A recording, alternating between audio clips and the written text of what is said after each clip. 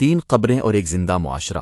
جلال پور بھٹیاں جاتے ہوئے شام شاہ قبرستان کے قریب سے گزرنا محض ایک سفر نہیں تھا، بلکہ ضمیر کے کٹہرے میں کھڑے ہو جانے جیسا لمحہ تھا۔ سڑک کے کنارے بنی وہ 3 خاموش قبریں آج بھی آنے جانے والوں سے سوال کرتی ہیں۔ ایک ماں اور اس کی 2 کمسن بیٹیاں، جو غربت تس بے بسی اور معاشرتی بے حسی کے ہاتھوں زندگی سے ہار گئیں، آج مٹی کے نیچے سو رہی ہیں، مگر ان کی خاموشی آج بھی ہمارے شور مچاتے معاشرے پر ایک زوردار الزام نامہ ہے۔ ان قبروں پر نظر پڑتے ہی دل میں ایک عجیب سی کسک جاگی۔ یہ وہی علاقہ ہے جسے خوشحالی کی علامت سمجھا جاتا ہے۔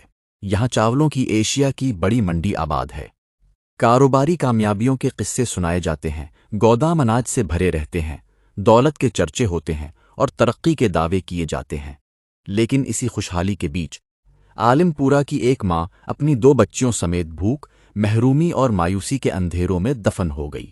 سوال یہ نہیں کہ اس عورت نے خودکشی کیوں کی تھی، اصل سوال یہ ہے کہ وہ اس مقام تک پہنچی ہی کیوں؟ کیا اس کے علاقے میں کوئی ایسا شخص نہ تھا جو اس کے دروازے پر چند روٹیاں رکھ جاتا؟ کیا کوئی ایسا دل نہ تھا جو اس کے آنسوؤں کو محسوس کر لیتا؟ کیا کوئی ایسا ہاتھ نہ تھا جو اس کے سر پر شفقت رکھ دیتا؟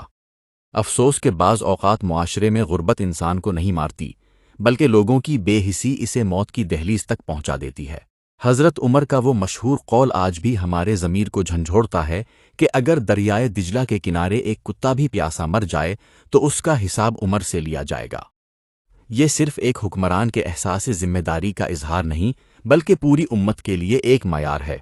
اگر ہمارے پڑوس میں کوئی بھوکا سو جائے، کوئی مریض علاج کے بغیر مر جائے، کوئی بچہ فیس نہ ہونے کی وجہ سے تعلیم سے محروم ہو جائے، یا کوئی بیٹی جہیز کے ظالمانہ رواج کی وجہ سے عمر بھر گھر بیٹھی رہے، تو اس کا بوجھ صرف اس فرد پر نہیں، پورے معاشرے پر آتا ہے۔ مجھے آج بھی وہ واقعہ یاد ہے جب ایک صاحب 7ویں مرتبہ عمرے کے لیے روانہ ہو رہے تھے، لیکن ان کے پڑوس میں 2 بیٹیاں برسوں سے شادی کی منتظر بیٹھی تھیں۔ ان کے بالوں میں وقت کی چاندی اتر آئی تھی، مگر غربت ان کے نصیب کی زنجیر بنی رہی۔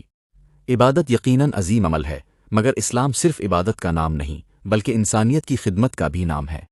خدا کے گھر کا طواف کرنے سے پہلے خدا کے بندوں کے گرد پھیلے ہوئے دکھوں کا احساس بھی ضروری ہے۔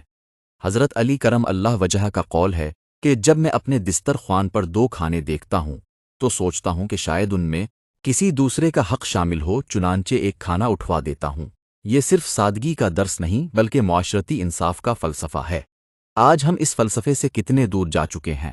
ہم بیرون ملک خریداریوں، شاہانہ تقریبات اور نمود و نمائش پر کروڑوں خرچ کر دیتے ہیں، مگر ہمارے آس پاس ایسے لوگ بھی موجود ہیں جو 2 وقت کی روٹی، علاج یا تعلیم جیسی بنیادی ضرورتوں کے لیے ترس رہے ہوتے ہیں۔ معاشرے کی اصل خوبصورتی بلند عمارتوں، مہنگی گاڑیوں یا بڑے کاروباروں سے نہیں ناپی جاتی، بلکہ اس بات سے ناپی جاتی ہے کہ وہاں کا کمزور آدمی کتنا محفوظ ہے، وہاں کی بیوائیں کتنی مطمئن ہیں، وہاں کے یتیم کتنے بے خوف ہیں، اور وہاں کی بیٹیاں کتنی باعزت زندگی گزار رہی ہیں۔ شام شاہ قبرستان کی وہ 3 قبریں آج بھی ہم سے سوال کر رہی ہیں۔ وہ پوچھ رہی ہیں کہ جب تمہارے گھروں میں خوشیوں کے چراغ روشن تھے تو ہمارے گھر میں اندھیرا کیوں تھا؟ جب تمہارے دسترخوان سجے ہوئے تھے تو ہماری بھوک کا احساس کس نے کیا؟ جب تم اپنی کامیابیوں کے جشن منا رہے تھے تو ہماری آہوں کی آواز کس نے سنی؟ یہ سوال صرف جلال پور بھٹیاں کا نہیں، پورے معاشرے کا ہے۔ اگر ہم نے اپنے اردگرد کے محتاجوں، بیواؤں، یتیموں اور نادار خاندانوں کی خبر نہ لی تو یہ قبریں بڑھتی جائیں گی اور ہمارے ضمیر چھوٹے ہوتے جائیں گے۔